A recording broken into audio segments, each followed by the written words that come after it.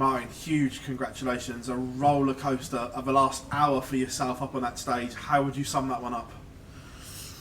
I think it was a fantastic game of darts. Everybody, I think, loved it to see that game because it wasn't real bad at all. I mean, my first 12, 15 dart has been bad, but after that it turned out to be a really great game. I think to watch was very nice. For me, it's a very good feeling to win that one. I really cannot describe it in words. Luckily I have the day off tomorrow, so I can really drop it down and can focus on the next one. You talk about really enjoying it. We saw you celebrating with the fans there at the end. Was that a nice moment as well, celebrating with them?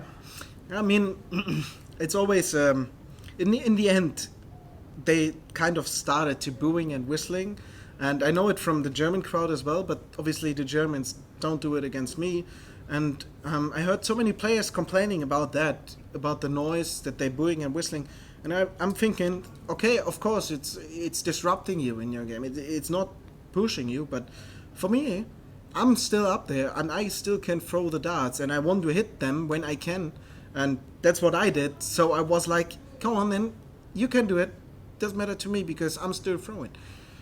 2023 turning into a great year for yourself. Your second TV quarterfinal. What did you learn from the first one and what can you take into this one? Well, I have to say last year I was pretty good at the Pro Tours. This year I'm not pretty good at the majors, but still doing some great results. I mean, twice this time, like you said, quarterfinals, and I'm looking still always. I'm always looking to keep my game forward. I'm always trying to get better and better, and it's a mental thing, just being up there and win these games, and that's the most important thing for me. I mean, I'm kind of confirming the last season I played, and now I'm getting up and up more in the rankings. Into the last 8, when do you start dreaming of that title? Not thinking about that, to be honest. Now I'm going to enjoy that moment.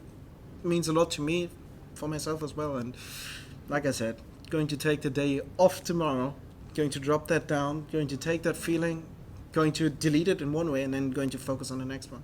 Many congratulations. Thank you very much. Martin, you talked about the booing and the reaction there. Do you feel like that's just part of the game now? Because we see it in so many tournaments. It totally is. I mean, look at any other sport. If Manchester United is going to play against Manchester City, if it doesn't matter in which stadium they're going to play, they're going to be booing and whistling. That's just how it is.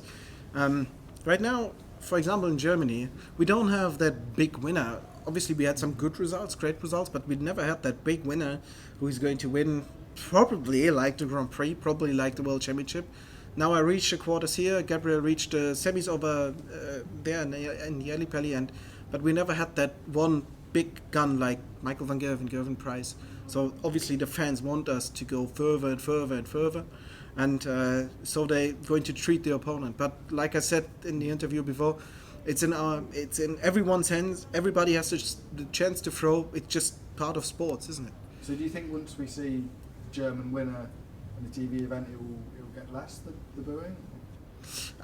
Maybe it really does. When one of the Germans is a high favorite against, I don't know, let's say, I say Richie Atthaus because he is a good friend of mine. Let's say Richie Atthaus, then probably they're going to cheer for Richie and going to boo me because they always want to that the underdog is going to win.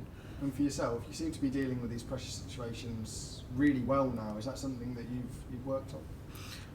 I mean, I needed to live through these situations. I needed to get the experience first. How does it feel to miss these chances? Maybe big chances, maybe smaller chances. But I mean, I've played so many times now up on a TV stage, and look up my first results. I was battered all the time. I was just not good.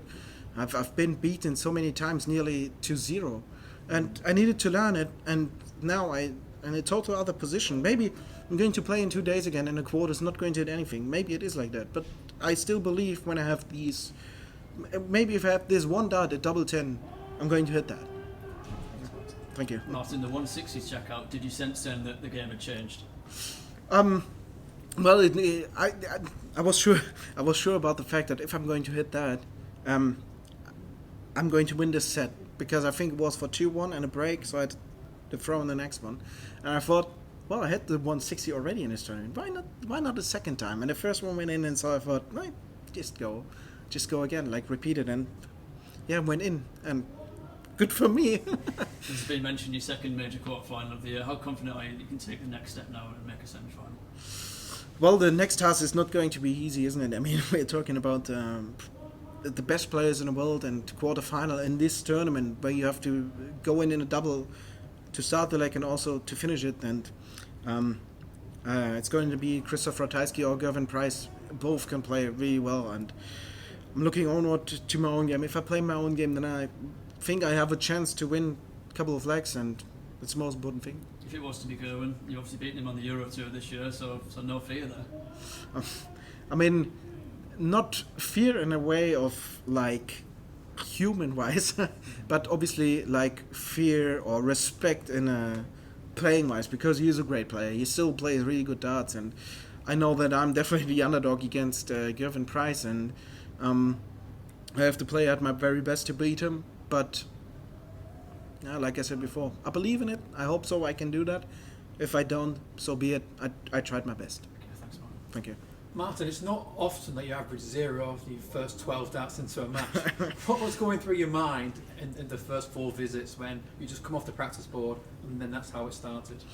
Well, honestly, I was not playing bad at the practice board. I was hitting good things. I think I hit like 10 times, 15 times, 146 at what I remember. And then you go up there and then you can't hit a double 16 in your first 9 to 12 darts, is it? But yeah, that's just how the game is. If you don't get away, then you're just going to be on 0. That's how these averages drop sometimes, isn't it? After your match on Monday, you said that you felt like you was the favourite against Raymond, that you thought you should have won that match. What was your mindset coming into this match against Stephen? Well, I saw some results of Stephen. There was some post on Instagram or something which showed Stephen like only 100 plus, 100 plus, 100 plus on a Players' Championship or something. So I thought, oh, well, he's going to be a tough opponent to beat. And then he started like he did. And, well, I'm here again, isn't it? And, yeah, I didn't really thought I'm the big favorite. I thought I'm going to have a chance, but it's always the same. If I turn up, I have a chance. If I don't, I'm not going to have a chance. On the live order of merit, you're only 2 spots behind your German teammate Gabriel Clemens now. Is there a bit of friendly rivalry there between you two? I wouldn't say so. To be honest, I haven't watched on it at any time, because the most important thing is world ranking. You know, we're not playing a German overmatch, aren't we? We are playing in the world. And if I'm going to be at one time number 2 in the world and going to be the number 2 of Germany, well, so be it. But I'm having a good living out of that. And yeah, maybe I'm going to look forward, if I'm going to be number 2 in the world, to be number 1. But that's just another thing, if you understand what I mean.